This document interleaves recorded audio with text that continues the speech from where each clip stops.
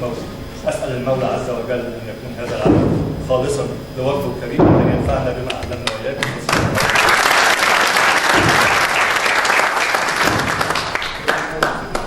طبعا كل الشكر للغرفة الدسمة للجهاز الدكتور محمود عبد الفتاح العصافيري. معانا تلميذة من تلاميذ الدكتور محمود عايزة توجه له كلمة. دكتور محمود.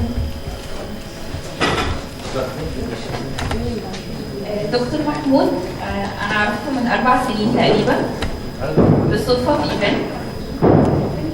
معرفة كده كانت خفيفة، اتعرفت عليه دكتور محمود وبس. صدفة الأيام شاركت في إيفنت من غير ما أعرف إن الدكتور محمود هو رئيسه. مؤتمر في مكتبة اسكندرية. أول ما دخلت القاعة وشفت الناس بدأت تتكلم اترعبت. أول مرة هقف قدام حد وأمسك مايك وأنا بخاف منهم جدا.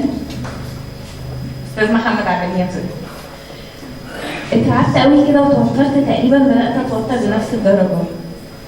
فبعت له ورقة وقلت له أنا آسفة، أنا بعتذر ومش هقدر أطلع أشارك. سابني وفي لحظة لقيت دكتور محمود بينادي عليا قدام كل الموجودين.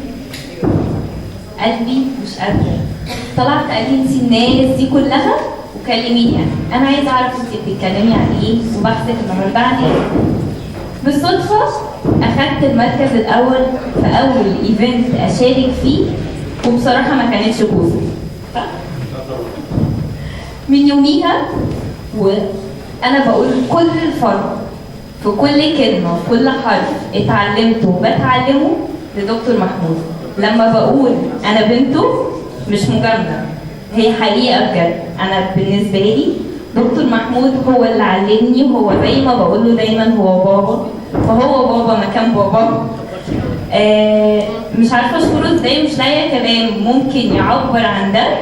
بس أنا حبيت إن شكري ليه النهارده يكون قدامكم كلكم وهو ما يعرفش إن أنا هتكلم. أنا المفروض أكون في مكان تاني دلوقتي بحضر للمحاضرة اللي بعدها، بس مش لاقي كلام يوصفه بصراحة.